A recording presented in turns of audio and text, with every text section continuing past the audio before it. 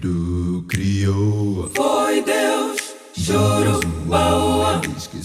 Olá, olá nossos queridos internautas, olá Lázaro. Olá, Rafael.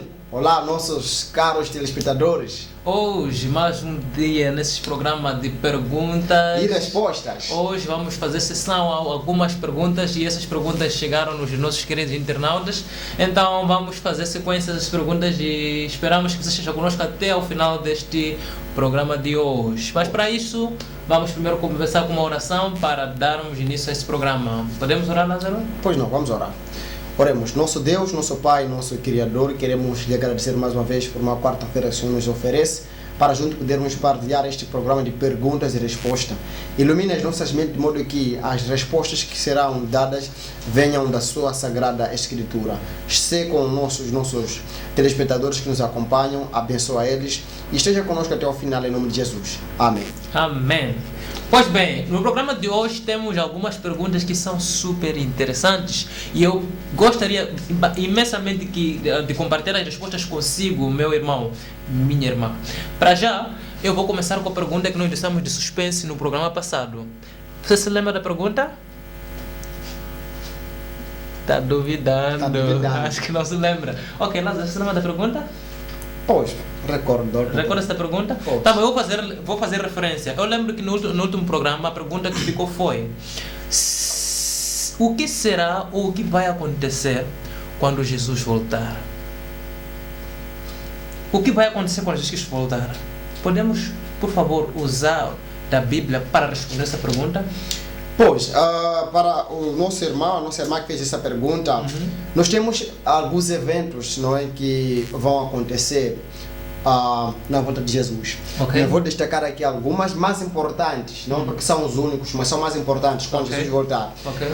Em 1 Tessalonicenses capítulo 4, verso 15 a 17, lemos o seguinte: Dizemos-vos, pois, isto pela palavra do Senhor, que nós, os que ficamos vivos para a vinda do Senhor, não precederemos aos que dormem. Verso 16. Porque o mesmo Senhor descerá do céu com alarido e com a voz do arcanjo e com a trombeta de Deus, e os que morreram em Cristo ressuscitarão primeiro. Veja, querido telespectador, primeiro o que vai acontecer quando Jesus voltar. A primeira descrição é que depois da trombeta tocar, todos aqueles que morreram em Cristo, seja seu tio, seu irmão, seu avô, sua mãe, seu pai, seja quem for, esses ressuscitarão primeiro.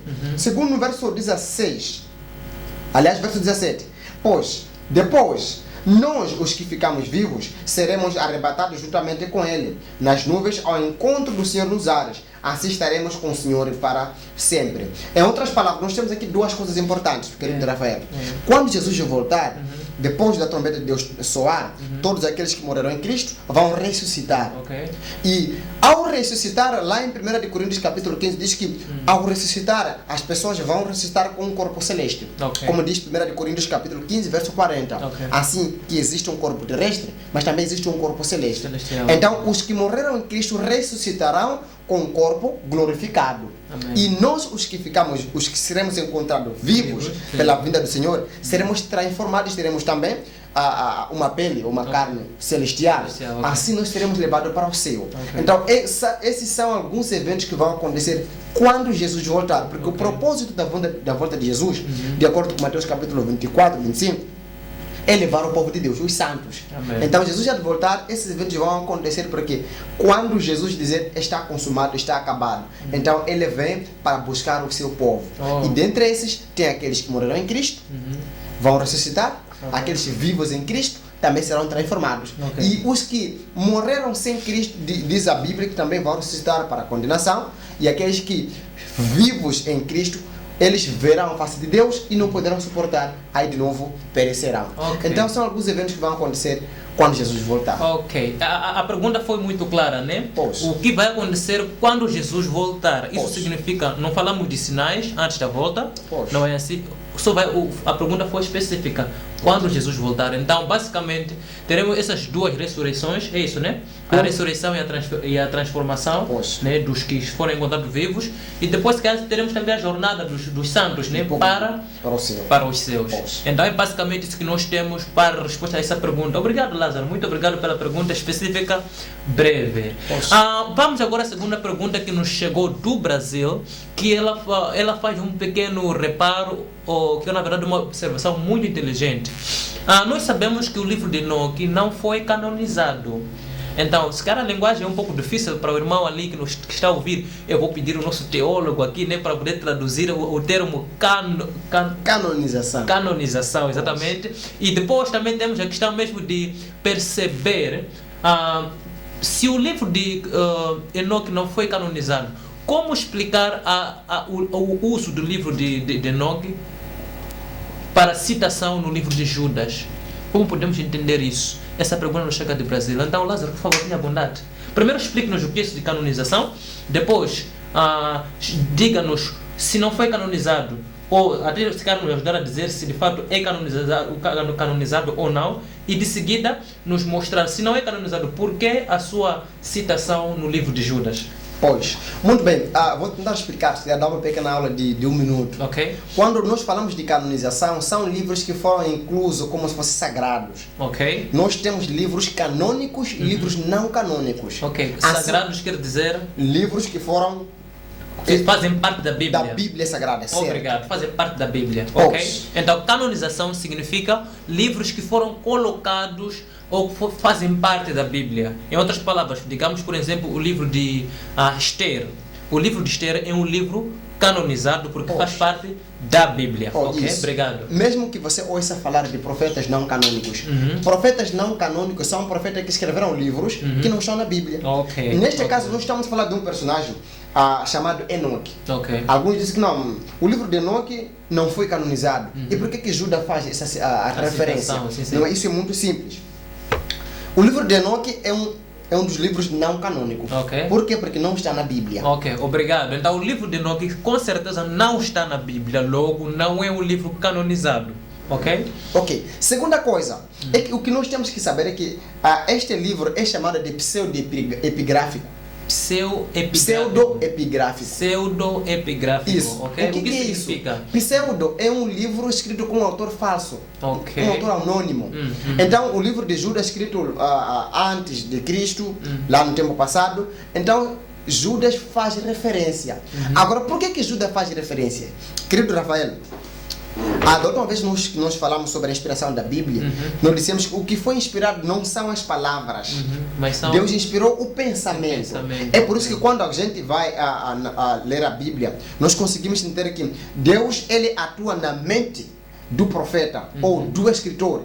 E é o profeta agora que ele usa suas palavras para para expressar a inspiração. Exatamente. Ok. Agora, outra coisa é que não só a escolha das citações para incluir na Bíblia é feito com o próprio autor, ou seja, a pessoa que é inspirado, Ok. para colocar se essa informação é verídica ou não. Ok. Então, esses autores é que na inspiração do pensamento, eles colocam lá essa citação porque é verdadeira e é lícita para ser usada. Ok. Agora, será que você pode encontrar na Bíblia outras citações? Claro. Eu vou partilhar uma delas contigo em Lucas capítulo 1. Em Lucas capítulo 1, versículo 1 a 4, nós temos aqui alguns versos importantes que eu partilhar contigo. Diz aí, Lucas capítulo 1, versículo 1 a 4. capítulo 4, 1 a 4. Ok. Tendo, pois, muitos empreendido por pôr em ordem a nação de fatos entre nós se cumpriu. Verso 2. Segundo nós, transmitiram aos mesmos que, repito, segundo nos transmitiram os mesmos que os presenciaram desde o princípio que foram ministros da palavra. Pareceu também a mim conveniente escrevê-lo a ti, ó excelentíssimo Teófilo, sobrinho isso, ó excelentíssimo Teófilo, Ok. por sua ordem, havendo-me informado minuciosamente de tudo desde o princípio, para que conheças a certeza das coisas que já estás informado. Em outras palavras, Veja que Lucas, ele escreveu o seu evangelho, ele usando algumas fontes, ele usando algumas citações, uma pesquisa que ele fez. Então nós conseguimos entender que, além disso, Judas coloca esse pensamento que Enoque escreveu porque ele queria enunciar uma certa verdade, mesmo não sendo um livro canônico, mas ele retirou porque essa citação era verdadeira. Ok, então estamos a dizer, citação basicamente é mencionar outros autores no seu trabalho. E acreditamos que tem muitos estudantes hoje em dia, né? Precisam de fazer citação, né? Que serve como suporte ou até mesmo argumento contra a um certo pensamento ou uma certa teoria que eu esteja desenvolvendo. Então sempre uso a ideia dos outros autores para basear ou até mesmo cingir o meu comentário, não é assim? Então basicamente estamos a encontrar que naquele tempo o Judas fez citação do autor Enoque, né? Porque também ele foi o quê? Um escritor. Né? Agora, se era canonizado ou porque não foi canonizado ou não, isso obedece uma certa ordem, não é assim? Então é basicamente isso que nós precisamos entender, que o livro de Enoque não era canonizado, isso não há discussão. Também a pergunta vinda do Brasil foi muito clara, né? E depois temos a outra parte de que por não ser canonizada, encontramos na Bíblia vários casos também, né, de algumas menções, né, de outros autores ou de fontes extras, mas que se calhar não estão aqui na Bíblia. Mas a citação é verdadeira. Obrigado, Lázaro. Obrigado por satisfazer essa pergunta. E você tem a oportunidade sempre que não estiver satisfeito com as nossas respostas, não exatamente as nossas, mas as respostas que a Bíblia dá, ou se quer alguma coisa não está muito clara, tenha bondade e ainda insista a sua pergunta aqui bem abaixo como se chama? Como se diz? No espaço de comentário? É o quê? Rodapé? Não, tem outra coisa aí, aquele chat. No chat. Chat. Sim. No chat, no nosso chat do Facebook, e assim coloque a sua pergunta e com certeza nós vamos voltar a responder a sua questão. Agora, Lázaro, tem outra pergunta que é... capciosa. Capciosa, exatamente. Tem uma outra pergunta capciosa que se fala, quem foi Melquisedeque? Essa pergunta vem do irmão Leonardo. Quem foi Melquisedeque? Falei bem Melquisedeque? Melquisedeque, sim. Melquisedeque. Certo. Ok, quem foi Melquisedeque? Por favor, Lázaro, tenha bondade. Pois bem, Melquisedeque na Bíblia é um dos personagens que parece misterioso. Misterioso, ok. Pois, quando a gente pega esse personagem misterioso, que parece não ter genealogia, não é? Mas antes, permita-me ler um texto consigo que, se calhar, as pessoas dizem, mas quem foi Melquisedeque? Não é? Hebreus capítulo 7, verso 3. Okay. Para o nosso irmão Pega a sua Bíblia Leonardo. E abra junto conosco o livro de Hebreus, capítulo 7. Verso 3. Ok, vamos ver isso. Ok. O texto diz, sem pai, sem mãe, sem genealogia, não tendo princípio de dias, nem fim de vida, mas sendo feito semelhante ao Filho de Deus, permanece sacerdote para sempre. Ou seja, alguns pegam esse texto de Hebreus, dizem que o autor diz que ele não possui genealogia. Não porque ele é sobrenatural, se não possui genealogia, nem mãe, nem pai. Não porque ele seja um personagem sobrenatural, como alguns dizem. Okay. Porque o texto diz que não, porque ele é semelhante ao Filho do Homem, não é Filho de Deus. Não porque ele seja um personagem sobrenatural. Mas como Melquisedeque não era parte do povo de Israel, que fica muito claro, querido de Rafael. Okay. Melquisedeque não era parte do povo de Israel. E sendo ele alguém que não era parte do povo de Israel, ele não tinha conhecimento da origem dele. Okay. Ou seja, o escritor de Hebreus não tinha um conhecimento da origem de quem? De Melquisedeque. Okay. Mas, se calhar nós podemos ter uma resposta, sim, mas quem foi Melquisedeque? Você pode ficar muito pasmado, preocupado. Vou ler contigo um texto especial que nos ajuda a dar informações sobre Melquisedeque. Vamos ver isso. O texto esse está em Gênesis 14, verso 18 a 20. Gênesis, é o primeiro livro, Lázaro? Pois, primeiro livro da Bíblia. Você abrir no meio aí, tá? Não, Gênesis, capítulo 14. Gênesis 14. Pois, em Gênesis capítulo 14, verso 18 a 20, nós temos aqui algumas informações importantes reveladas sobre a pessoa de Melquisedeque. Temos aí o verso 18 diz: e Melquisedeque, rei de Salém, trouxe pão e vinho. Era este sacerdote do Deus Altíssimo. Verso 19. E abençoou e disse: bendito seja Abraão, do Deus Altíssimo, e possuidor dos céus e da terra. Versículo 20. Bendito seja o Deus Altíssimo, em que entregou os seus inimigos em suas mãos e deu-lhe o dízimo de tudo. Nós aqui temos algumas informações que nos mostram que Melquisedeque, ele era rei de Salém. Rei de Salém. Segundo, Melquisedeque era sacerdote, aquele que oferecia sacrifícios no santuário. Além disso, nós temos aí, ele deu o dízimo de tudo quanto que ele tinha. Então, são as informações que nós podemos dar de quem era Melquisedeque. Quem era Melquisedeque? Era rei de Salém, era um sacerdote do Deus Altíssimo, e além disso foi aquele que também deu o dízimo daquilo que ele possuía. Mesmo sem genealogia. Mesmo sem genealogia. Ou com genealogia, mas não declarada. Não declarada, porque o autor não tinha informações sobre isso. Então, já temos aí alguma informação sobre Melquisedeque. Então temos duas informações básicas aqui, de que ele era rei de Salém e ele era sacerdote. Essa é a informação que nós temos através da Bíblia. Pois bem, vamos a um pequeno e curto intervalo. Neste pequeno curto intervalo vamos basicamente falar da ACTV. Lembre-se que a ACTV tem vários programas.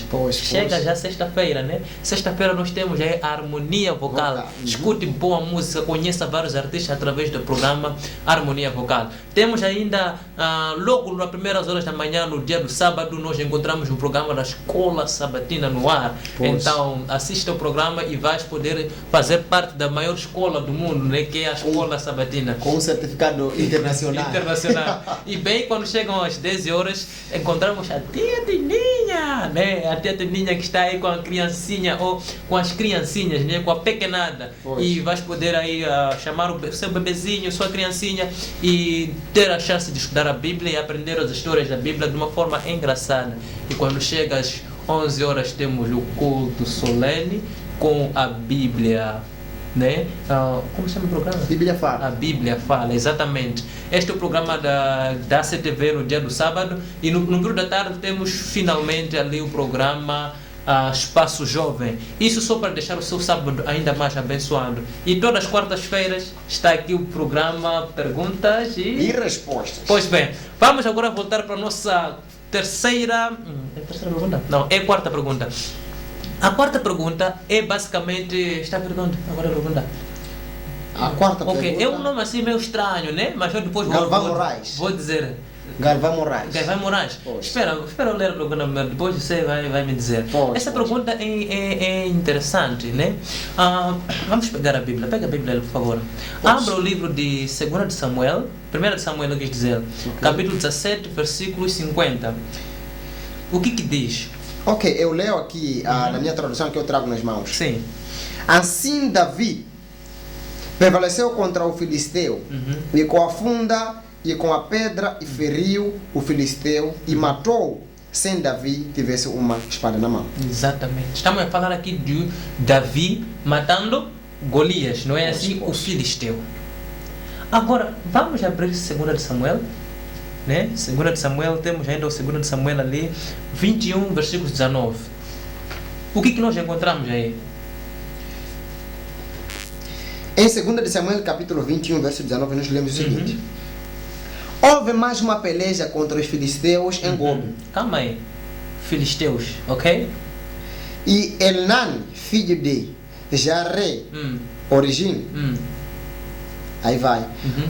O Bemelita matou Golias, o Geteu, de cuja lança era a haste e o órgão de tecelão. Ok. Agora, Lázaro, me explica. Quem matou Golias de fato? Porque quando lemos 1 de Samuel, encontramos que Davi. Aliás, eu desde criança aprendi, até temos aquelas canções que contam uma história maravilhosa de como Davi venceu a Golias. Agora estou a ficar surpreso, o Belmita, né? Belmita que matou Golias. Que matou Golias de novo. Um outro autor, um outro homem a matar Golias. Afinal de contas, me explique.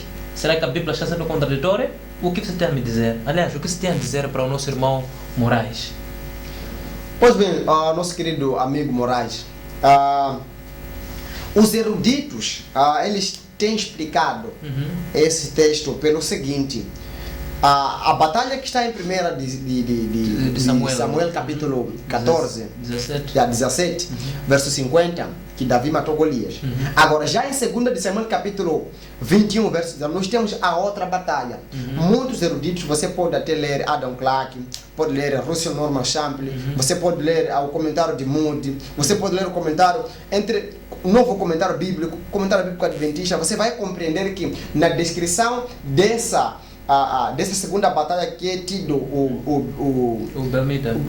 Belemelita, não é? Quis dizer, que matou Golias. Esta é a segunda batalha que houve. Entretanto, ou seja, o texto não mostra que são as mesmas pessoas. Não. Apenas nós conseguimos compreender que a batalha era diferente. Eram batalhas diferentes. Onde, do outro lado, Davi ele matou Golias com uma funda.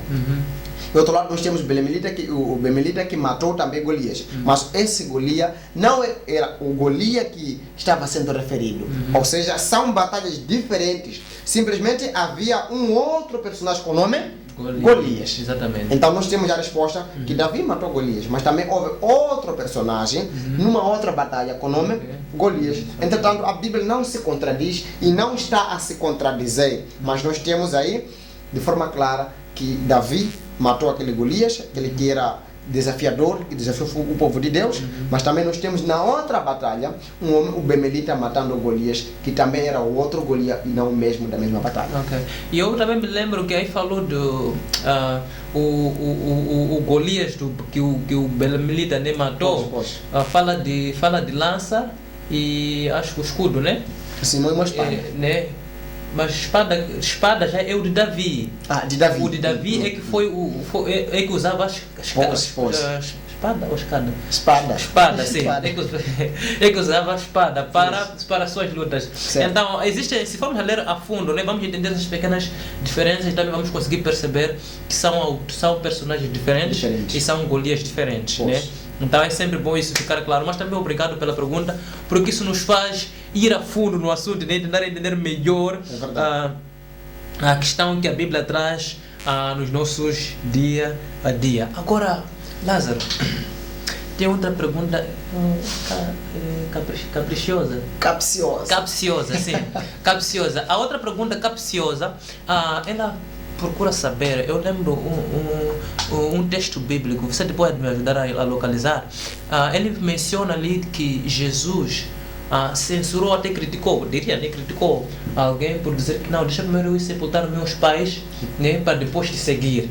E Jesus disse o que? Deixe que os mortos sepultem os mortos. Lázaro, o que isso significa? Significa que não devemos participar em cemitérios porque também não estaremos a nos considerar mortos? Como podemos entender essa situação desse versículo, dessa situação que esse jovem passou com Jesus? Pois bem, amigo Laíson, a pessoa que fez essa pergunta, não é? Eu quero lhe convidar a lermos o texto de Mateus capítulo 8, verso 18. Vamos a isso, Mateus 8, 18. Vamos encontrar a resposta para essa pergunta. Mais uma vez, eu vou, enquanto o nosso teólogo aí localiza o texto, eu vou fazer o convite de dar um like, ou deixar-se ficar seu comentário, compartilhar, para que também as pessoas que possivelmente tenham a mesma dúvida possam encontrar resposta na Bíblia e que não tenha receio de deixar ficar a sua pergunta através da nossa página do Facebook, não é assim? Não tenha receio e continue. Se não ficar satisfeito, insista e volte a enviar sua pergunta que nós vamos poder responder. Aliás, também vocês que estão aí acompanhando o programa podem seguir, dar vossos comentários. Em questão de resposta, também podem nos sugerir respostas, né? Porque não somos doutores, né? Também podem dar vossas respostas, porque também isso há de ser importante. Também temos o nosso canal do YouTube, né? Vocês podem dar like lá, compartilhar, deixar ficar vossas perguntas e também compartilhar, é claro, né? E comentar também, né? Pois. Então, vocês têm várias plataformas e várias formas de como fazerem ficar vossas perguntas e também sugerirem vossas respostas em resposta das perguntas que nós temos recebido. Então, por favor, vamos a isso. Lázaro, já achou? Em Mateus capítulo 8, verso 21 e 22, nós lemos o seguinte. E outro dos seus discípulos disse-lhe: Senhor, permita-me que primeiramente vá sepultar o meu pai. Verso 22. Jesus, porém, disse-lhe: segue-me e deixa aos mortos sepultar os seus mortos. Nós temos aqui um texto onde Jesus incentivava, aliás, disse ao jovem: deixe que os mortos sepultem os mortos. Em outras palavras, o discípulo ele estava dando, ou seja, uma pergunta: Jesus, antes de eu te seguir, permita que primeiro, se meu pai morrer, então eu vou enterrar meu pai, depois siga-me. Jesus, nesse texto, ele está a tentar apresentar que se você for chamado por Jesus, você precisa seguir na hora. Ou seja, não precisa esperar, porque na altura o pai desse discípulo não estava morto. O discípulo estava a dizer: Senhor, deixa primeiro eu ficar, cuidar do meu pai. Quando meu pai morrer, vou enterrar, depois vou te seguir. Então Jesus estava a dizer: deixe que aqueles mortos espirituais cuide de teu pai quando ele morrer. Aqueles que não querem me aceitar, deixe que depois cuide de teu pai. Eu te digo, siga-me. É por isso que Jesus diz: deixe que os mortos entre si. O pai do jovem não estava morto. Jesus estava a dizer que deixe que aqueles que são mortos espirituais, aqueles que não querem aceitar Jesus, cuide de teu pai no dia que for a morrer. E você, siga-me. Esta é a resposta do que o texto bíblico nos apresenta aqui. Ok. É de fato um pensamento provocante e interessante. Vamos agora à nossa penúltima pergunta. E a penúltima pergunta diz, ou procura saber: será que haverá decreto dominical? Essa pergunta vem de Júnior. O que você acha? Será que teremos o decreto dominical? Lázaro, o que você acha? Pois, aliás, antes até de responder, dê 30 segundos o que é esse decreto dominical. Okay. Depois vamos à resposta, né, da pergunta. O decreto dominical é nada mais, nada menos em que um dia em que todo mundo será obrigado a guardar um só dia. Ok.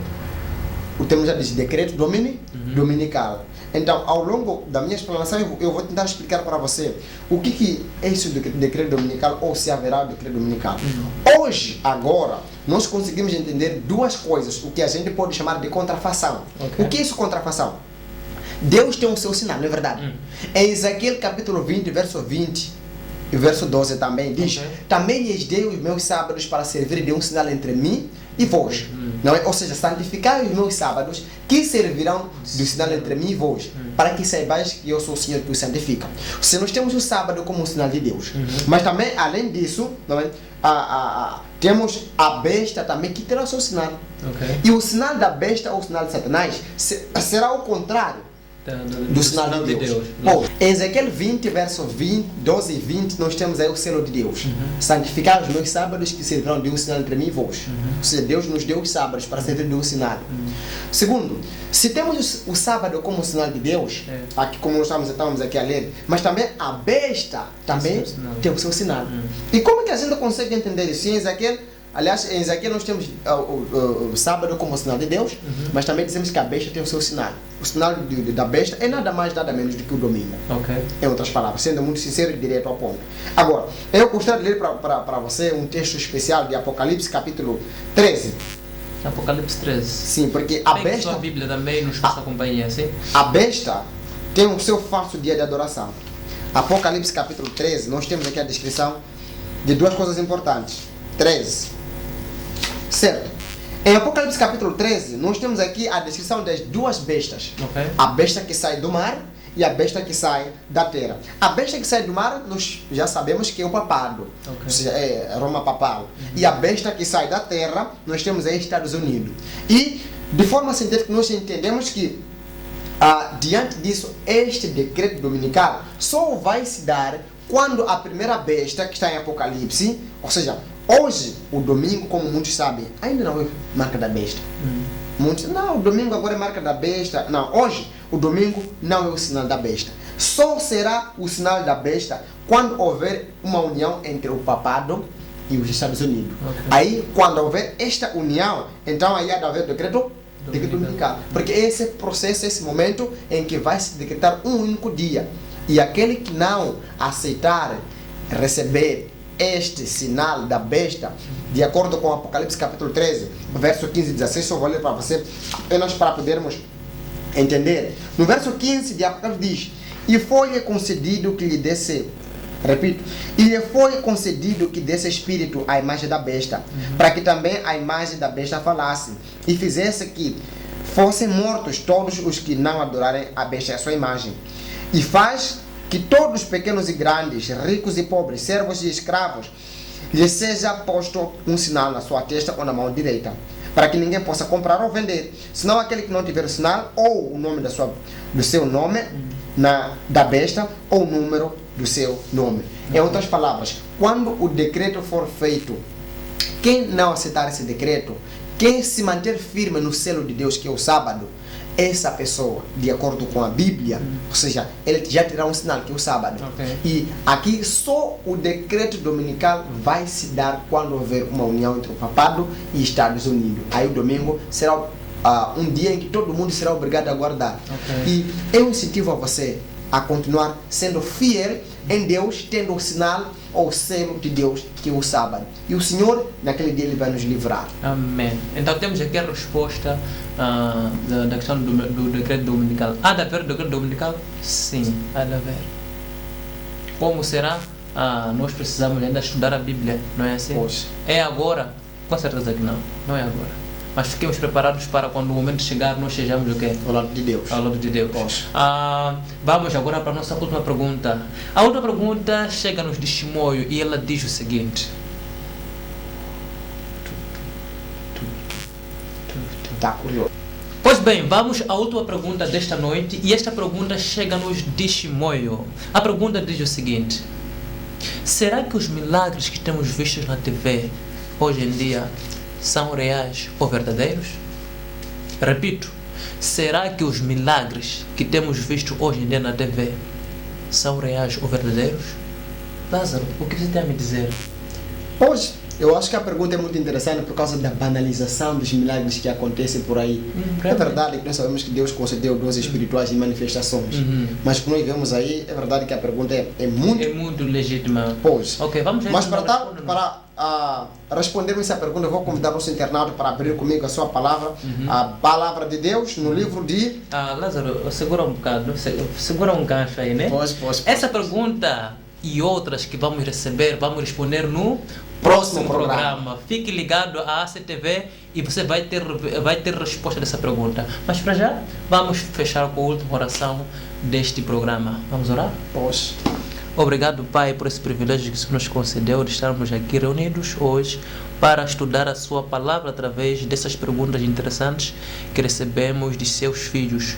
Nos guie, nos guarde segundo a Sua vontade e abençoe esse irmão que acompanhou esse programa de hoje, para que possa crescer segundo a Sua palavra e possa aprender dia após dia, de acordo com a Sua vontade. Oramos em nome de Jesus. Amém. Amém. Até lá, amigos. Tchauzinho. Obrigado.